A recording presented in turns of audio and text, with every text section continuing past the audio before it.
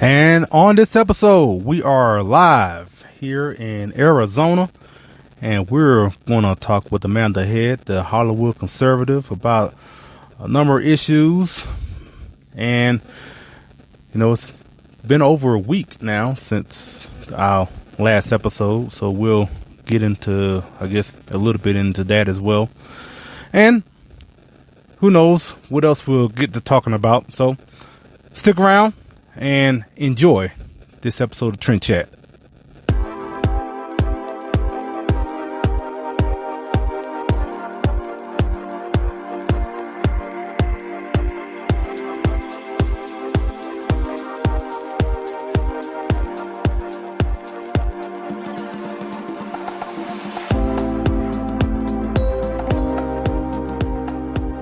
From the highways of America, here's the podcast where we talk politics, a little entertainment, some culture, and this and that, from the road to your ears.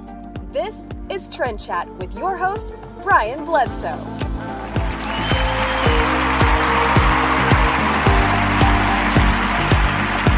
And welcome to another episode of TrendChat. I am your host, Brian Bledsoe. And if you want to connect with us, we're on Facebook, Instagram, Twitter, Snapchat. It's all the same name, TrendChat 24/7. And first off, before I get into anything, I just want to thank 1776united.com for coming along and being a partner with us. And right now, they're having their summer sale where they're selling all their patriotic gear and mugs and accessories. And I know a lot of times people come to me asking me about my hat, and so I have the Gaston flag under the bill snapback, and some people tend to want to ask me about, you know, where you get that hat from, and I give them the card along with the code, and I'll tell you now. If you go to 1776united.com and put in the code 76militia-TrendChat, let me say that again, 76militia-TrendChat. Enter that code, you'll get 20% off your first purchase. So, and like I said, they're having a sale as well, so you can save even more. And I'm pretty sure you go on there, you will like their shirts, their mugs, and I mean they have a wide array of different apparel and all sorts of accessories that I'm pretty sure you will love. And so check them out, 1776united.com. So I wanted to make sure I got that out because sometimes I'm noticing I'm forgetting. I get to talking and going on through the show and all that. Next thing I know, I don't have time. And so, I have to be more professional about this. This is a professional broadcast. But like I said, it's been over a week now since we've been on. And honestly, we would have been on last week, but my bad, because we had an interview ready to go. We had someone on. I recorded it. We was ready to go. And then right when it came down to edit, I noticed that the audio was just horrible. It was, and it was all my fault. And so, cause I'm still figuring out, we are using a different method as far as how we record our interviews, and I'm still trying to learn how that works, and so I messed it up. Unfortunately, it's something I didn't hear while I was doing the interview. So anyway, long story short, it was so last minute. I just said, well, I'd be better off just not doing the podcast at all. I mean, I could have had I obviously had something that I could talk about. For one, we haven't been on since everything that's been going on with Alabama, Missouri, Georgia, Louisiana, as far as all these pro-life bills that been going through their legislature and been signed into law by their governors.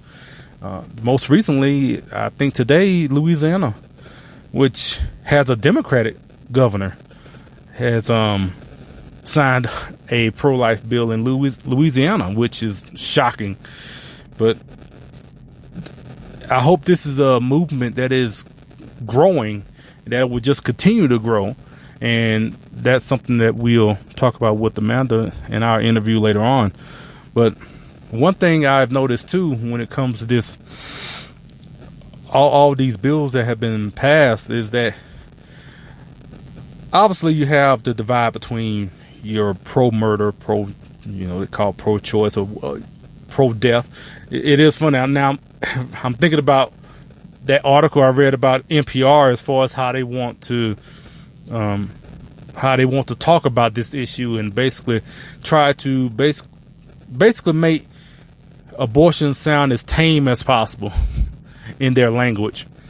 At the same time, they have no problem. So, like in the article, they go through all these changes to try to make whether it's someone is pro-choice, they try to say that, well, they're pro-abortion rights, or they try to massage the language as far as when it comes to partial birth abortion and all that, to try to basically confuse the audience in all this medical jargon to basically try to make it not sound as simple as it is. But on the same side, they have no problem calling us, us pro-life people. They don't want to say that pro-life. They want to call us anti-abortion. Like, that's the only thing that we are called as far as their language. But when it comes to talking about people on their side, and I just said NPR on their side because they basically are trying to, they're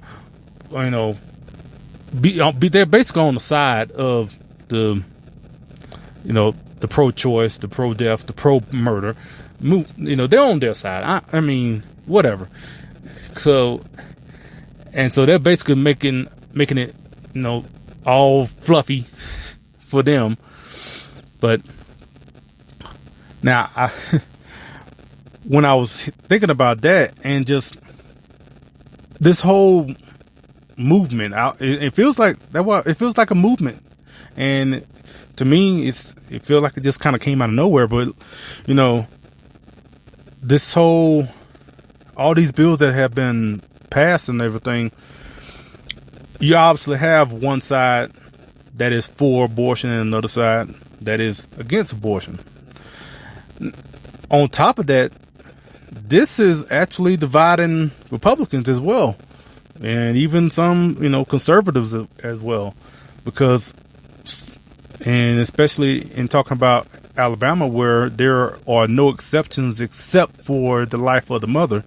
So that means that even rape and incest are not an exception, which is normally in a lot of these bills. Rape and incest are normally rape, incest, and the life of the mother are normally the exceptions that are normally when in any sort of pro-life bill. But Alabama didn't even put in those exceptions. And so that has caused some people to say that's too far. It's going too extreme. Maybe not because they don't believe that having that exception is a good thing, but they're also seeing it from a practical standpoint, where they feel like if it's going too far, that if it goes to Supreme Court or whatever, that it would basically be struck down, or it would go too far to where it would be too much. And I guess it's also what you would call like incrementalism, where you have people who want to, I guess one way of putting it is kind of like a death by 1,000 paper cuts type of method as far as doing this. Or you have others. I would probably say I'm probably more of the absolutionist in a way, or just kind of want to go all out, put it that way.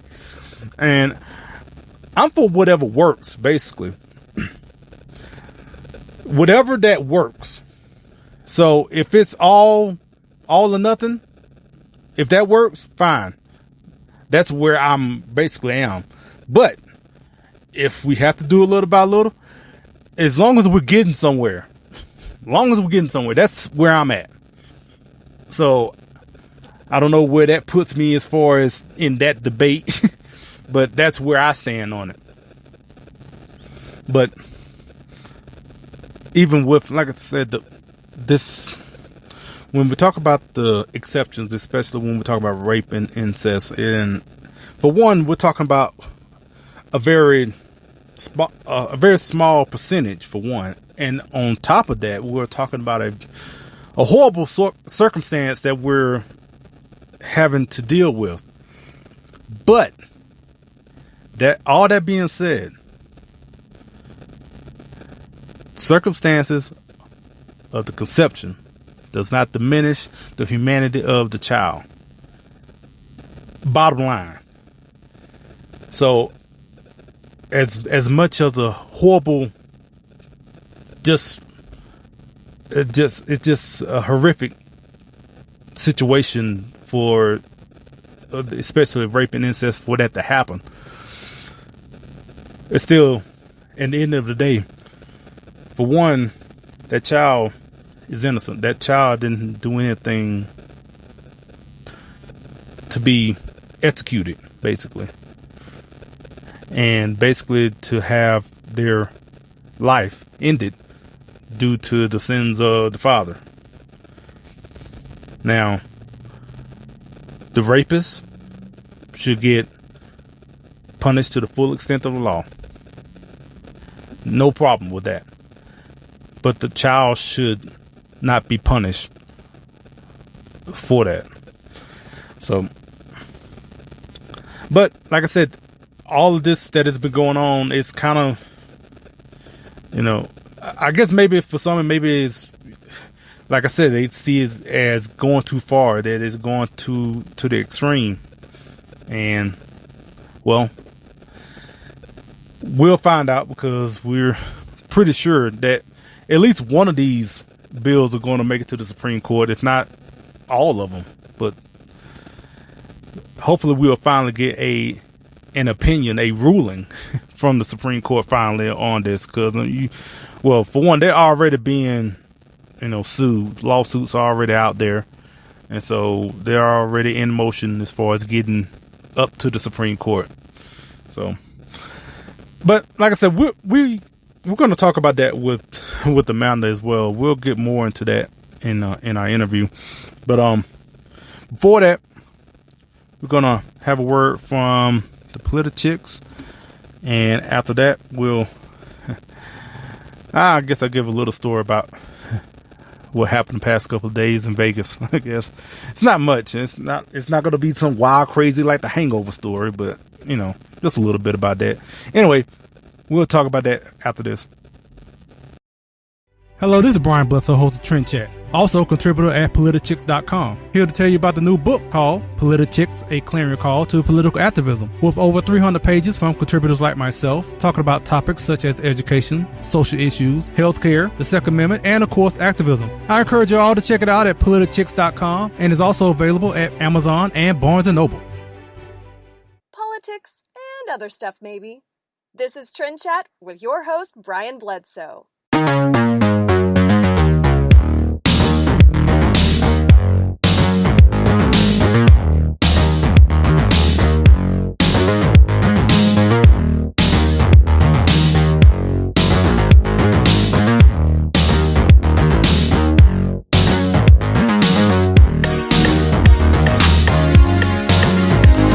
All right, so it's funny because one is, if you haven't noticed, this is one of the newer songs that have put in the rotation.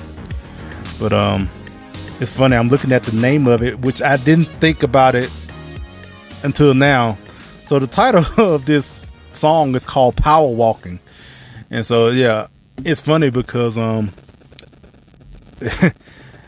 so for I guess Memorial Day weekend, which I wasn't planning on. I was in Las Vegas, and I was there mainly to go to a wrestling event to watch All Elite Wrestling. So they had their first pay-per-view event, and I wanted to go there for that, and I had tickets, and so I went and had a great time there. That was an awesome show, and then I turned out staying an extra day the next day, and I just walked around Vegas. So it's funny, like I said, this name of that song is Power Walking In. So I walked up close to 7 to 8 miles on the strip.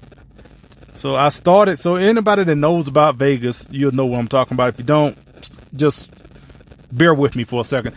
I was at Mandalay Bay, and I walked all the way to the Trump Hotel from there, and then walked across the street to the Wynn and right back down to MGM Grand. Like I said, if you know about Vegas, then you know what I'm talking about. If you don't know, that basically I went up and back down, north and south, put it that way.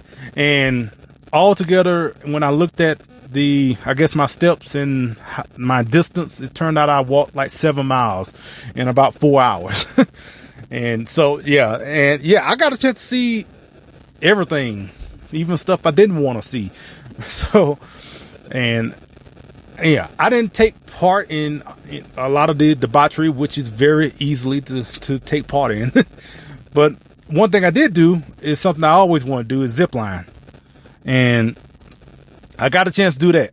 So that was awesome. I got a chance to get on this zip line, and they gave you two options. You can either do the sitting zip line where you kind of seat it, or you could do what they call the superhero, in which you just lay out, you lay flat, and and so I'm like, hey, if I'm going to do it, I'm just going to go all out. So, hey, give me the superhero.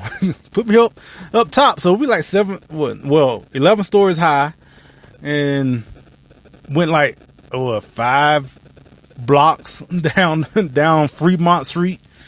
And that was great. And so, like I said, I've always wanted to do a zip line, and also I want to want to skydive one day. I've been wanting to do that. Now, to be completely honest, there's a reason why I haven't done it. It ain't because I'm scared, because I've been wanting to do that. I actually wanted to do that when I was in the Army, but I couldn't, because there are in the Army there were physical requirements. Physical meaning I had to be like in the top 10% as far as on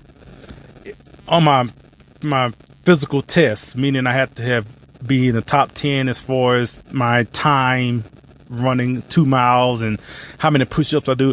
Long story short, if you don't know, if you ain't never seen me before, look, I'm not a physical specimen. So I was never going to get up to the top 10%, or at least it was going to take a while. So either way, I couldn't do it in the Army, and I've been wanting to do it since then. Again, when it comes to skydiving, it becomes you have to be a certain weight limit, and I don't know what it is now. Last time I checked, it was like 250. I'm like right at that, and so now I'm ready to go. And because before when I started driving trucks, so the first couple of years, like I packed on pounds quick. But anyway, one day I hope to skydive, and now I have gotten down to the weight to where I can do it. So now I just got to pony up the money. Unless, one of these, great listeners want to pay for it. Not going to turn that down. Just going to put that out there. But anyway, we're going to get to our interview with Amanda. I know this is what y'all been waiting for. Just wanted to get that. Wanted to mention that. Again, had a great time in Vegas. For me personally, it's probably like a once in a lifetime type of deal. It's not something where I'm like, I can't wait to come back again. Well, I mean, they're building a football stadium, maybe for that. But yeah, I did it. I walked the strip. I saw, Bellagio, Caesar's Palace. I saw it all, and I'm good now. I don't need to go back. It's almost like when I went to New York. I was in downtown New York and I saw Times Square and I walked around a little bit. Haven't been back. I don't care to go back because I saw it and I'm good. And, okay. It was just something I wanted to see with my own eyes. So anyway, again, we're going to get to the interview. Just shut up, Brian White. Stop talking and get to the interview. All right. So we got a chance to speak with the man ahead, and like I'm going to mention in the interview, if you saw our interview from CPAC, I hope you did. I posted it on my page. So, but we was able to get in touch with her recently, and we talked about a number of things. And without further ado, here's our interview with Amanda. And we are very pleased to have the Hollywood Conservatives, Amanda Head, with us.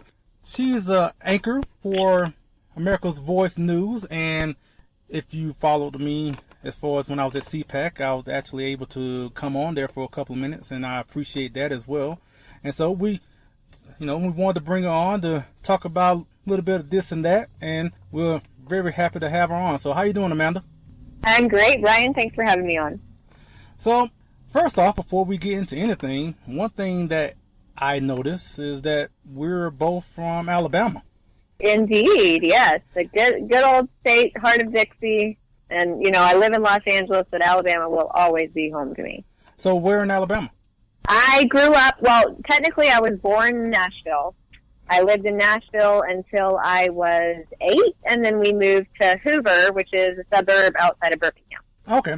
All right. And, Alabama's kind of been a political hotbed right now the past couple of weeks with everything that's been going on. And I guess first, before we get into that, how long has it been since you've been in California? Oh, Lordy, too long. I don't even, when people ask me how long I've lived in LA and I tell them how long, they're like, oh, so you're basically a Californian now. And I vehemently deny that. I have been here since 2006. So in July 4th, it will be 13 years, which makes me sad. Well, you are able to go back from time to time back to Alabama as well. Yeah, my work, because I work in politics, I travel, to D.C. and New York a lot, and I always try to tack a little extra day, a couple days on the front end or the back end and stop through and see my folks. My parents are still in Alabama, as well as one of my brothers, and then my other brother lives in Florida. So I get to travel fairly often and from time to time do speeches at events, and I'm getting married there in October, so I'll be going back quite a few times this summer for wedding showers and bridal teas and, all that southern wedding type stuff. And, first, congratulations. And, thank you. And as far as, I guess, even though that it's been a while since you've been away, especially, primarily living in California, when you first moved out there, was it more of a culture shock coming from Alabama to California? It was not a culture shock. It was gradual. When I first moved out here, I was in the music industry, and so I was surrounded by, creative people. And again, this was 2006, so politics at that point was not what it is now, which, you think about 10, 15, 20 years ago, nobody, if you asked some random person on the street who the Secretary of Education was, or, head of Small Business Administration, or HUD Secretary, or something like that, they couldn't tell you, because people just weren't as involved. But now, because politics has become so divisive and so on the forefront of conversation, it was a very gradual thing for me, because back then, when I first moved here, like I said, I ran in musical circles. So my friends were producers and recording artists and writers and people that worked for labels. So politics really wasn't a topic of conversation. It wasn't until, I think when Obama was elected, when people really started talking about politics, because of course, that was a new person in the White House, and a lot of musicians, a lot of people in the entertainment industry in general were very aggressively supporting him. And when I was in music circles, when I was in the studio or when I was hanging out with music people, I think that with Obama's election, people just became more emboldened to talk about politics and probably more excited to talk about politics because they felt like they had their guy in office. And my music contract had a gag clause in it regarding three things: romantic relationships, religion, and politics. Those were three things that I technically was not supposed to talk about when I was working in a professional capacity in music. Well, you can imagine that as vocal as I am now, that was very, very hard for me. And so January 4th, I think, of 2016 is when I officially left the music industry and started, making it my business to learn more about politics, and started trying to reach out to connections and people in my network who I thought could possibly aid me in, sending me in the right direction to have a career in political media.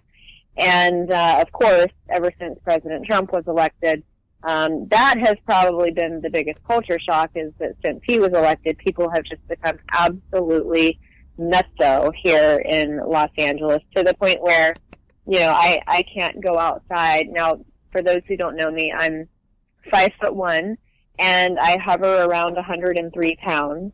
And California, Los Angeles County is not a carry county, so I can't conceal carry. I certainly can't open carry. The only way I can really protect myself is through self-defense or, a taser or something like that. So, when I'm up against someone who doubles or triples my size, it becomes a scary situation for me to try to defend myself. And unfortunately, me stepping outside of my house in a Make America Great Again hat, which is what I would like to do, just isn't really feasible for me. Now, I have a lot of friends who know what I do, and they're perfectly fine with it. I have liberal friends who know what I do, and they're perfectly fine with it. But it was more of like a gradual burn, I think, and now it's kind of at a fever pitch for me where, I'm on the cusp of getting married. We are going to have children. There is literally no way in where that I am going to raise children in Los Angeles. So my fiance is conservative as well and has the same political and religious leanings as I do. So at the end of the day, I likely will end up homeschooling my kids. I certainly will not send them to public school, but even here in LA, the private schools are scary. Even if you send your kids to a Christian school, there is still some element of that liberal indoctrination. So despite the fact that I have a very low threshold as far as patience, I think I'm probably going to have to homeschool my kids, which God bless my future children. Oh, it's going to be an interesting scenario, but Ryan and I, we try to get out of LA as much as we can, go visit his family in Canada, my family in Alabama. And I even have other friends who live in other parts of California that aren't quite as blue.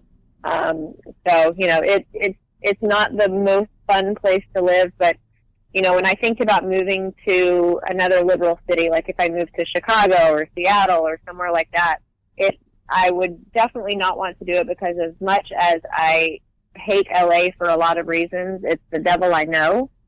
And my husband, my future husband, my fiance, is in the film industry. So unfortunately, we've got to stick in the surrounding area of LA, because he's got to be able to get into LA to the studios and such for work. So we have to be close to LA, but we are very, very aggressively considering moving somewhere that is not quite as crazy blue. So when you were in the music industry at that time, you were, I guess you consider yourself conservative, but you just couldn't talk about it. Yeah, I've always, with the exception of one little blip on my record, I've always been a conservative. I was raised by two Christian conservative parents. Growing up in Alabama, it's a conservative state. I did go through that typical college phase where I think for about a year, I kind of questioned, I just voted for George W. And I kind of went through one of these self-realization phases where I was like, okay, I have voted Republican. I think I'm conservative. I think I'm Christian for the right reason. but let me figure this out on my own. So I read some books on apologetics. I read some Charles Krauthammer. I read some, all of these types of books to try to figure out exactly where I landed on the political and religious spectrum. And I ended up right where I started, which is very Christian and very conservative. Hello, TrendChat fans.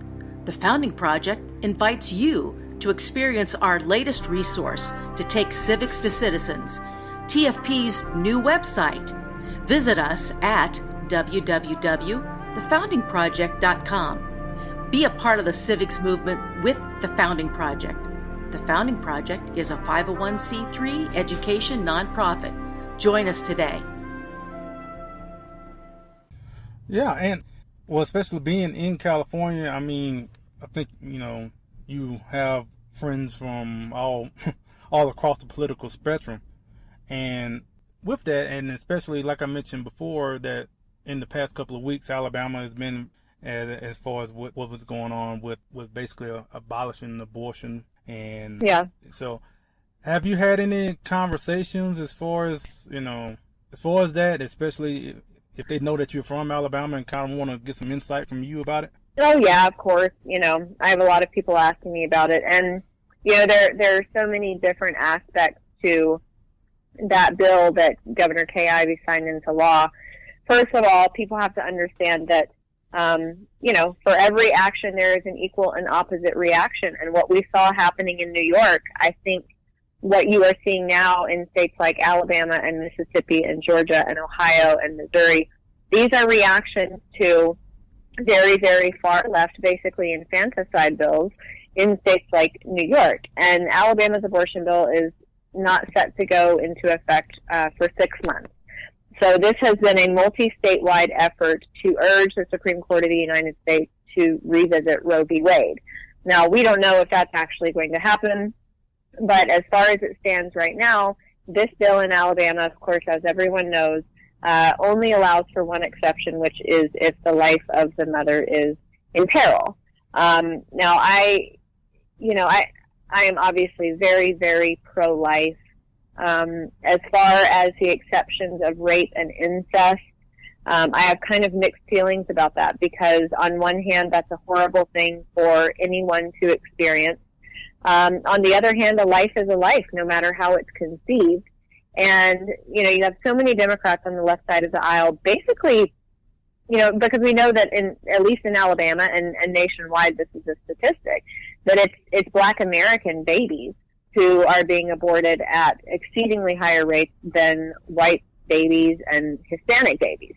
So if you look at it from a racial angle, and then you have these Democrats that are saying, well, we had the legislator in Alabama who said, kill him now or kill him later, suggesting that the only option for this unborn baby is for it to end up going into the foster system and being, its life being destroyed and getting into a life of violence and then either being executed on the streets or in a state where capital punishment is supported. And I think that's just a really, really dystopic view.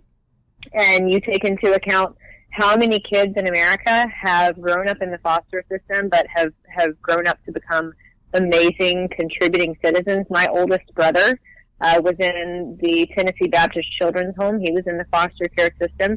He's now married with 2 kids, my niece and my nephew. He's a cop. She's a teacher.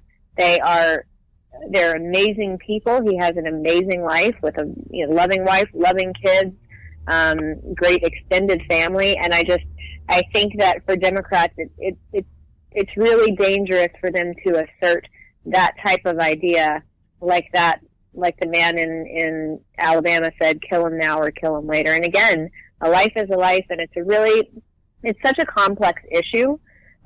Abortion is one of those issues that's not black and white. People try to simplify it, but it's just not black and white, and it's going to take years and years and years. And this is probably always going to be in the topic of conversation. I hate when something like this happens with Alabama, just like last year during midterms with Roy Moore. I hate, my heart hurts when I see the people of Alabama being criticized. And, I'm out here in Hollywood with wackos like Jim Carrey, and Jim Carrey, painted that grotesque portrait of Sarah Sanders a few years ago, and then he did another one of Kay Ivey. And it hurts my heart because I love my home state. I love the people of Alabama. But I think that what they are doing is moving in the right direction because, these women out there, especially women in Hollywood, bragging about having, 5 abortions is just disgusting. And you can discern the future of a country by the way they treat their most vulnerable. And you talk about how we treat kids with Down syndrome and how many people support aborting a baby because it has Down syndrome. Then you've got states considering abortion for gender purposes. I mean, and that it truly is our most vulnerable population. And the way that we have been treating them for the last 10 years or so does not speak well for the culture of America. Yeah, the callousness of the language from the left and talking about when it comes to abortion, as far as talking about babies and children, is especially with this being such a hot topic now. It just, for one, it's revealing, but it's quite sad to hear from people, just like you were talking about, like the Alabama representative talking about, kill them now, kill them later. And even with that, it's such a low bar that they put for Black Americans, where they just say, well, there's no other alternative. That's what's going to happen. And that's really sad. And I think you would agree it's an incredibly racist statement. It's the bigotry of low expectations. And I think it's incredibly racist and very, very damaging in this current climate. Not only with Alabama, you have other states as well that are coming up with their own, own laws, pro-life laws, and across, whether it's Georgia, Missouri, Louisiana, or wherever, you have all these, Hollywood liberals, liberals out there where you are, that are out here trying to protest and trying to use their influence to try to stop these bills and whatnot. And like I just heard recently that Netflix is quote unquote rethinking their investments in Georgia because of their bill.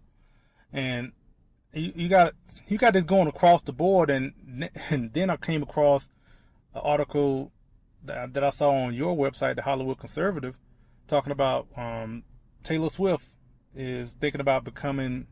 She said she's going to be political in her next album now, and so she's just joining a growing number of all these Hollywood liberals, basically just going to try to tell their fans, how to live their lives, basically. Yeah, and what's funny about Taylor Swift, I have somewhat of a connection to her, not personally but politically. In my former job, I worked for a super PAC called Committee to Defend the President, and one of the candidates who we threw a substantial amount of funding behind was Marsha Blackburn, who was running against Phil Bredesen, the Democrat, in Tennessee for that Senate seat.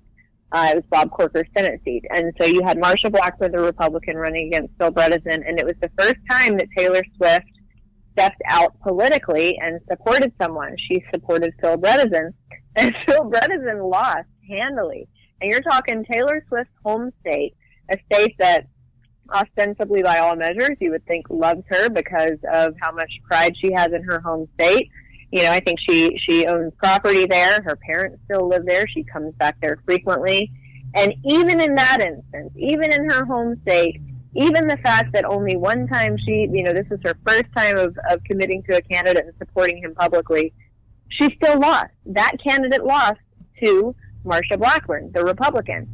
And I think that, we saw this in 2016, all of these celebrities saying, if Donald Trump wins, I'm going to move to Canada. America sent a resounding message to them that apparently they are too thick-headed to absorb. And that message was, we don't care about you. We want you to dance. We want you to sing. We want you to act, but you are a glorified court jester, and we pay you to do what you do. Stay in your lane. We are not going to listen to you. And I think the fact that she says she's going to get more political on her next album is only going to ensure the fact that no one, maybe not no one, but fewer people are going to buy her music, because we are so bombarded by politics in every area of life. Music should be one area where we don't have to deal with that.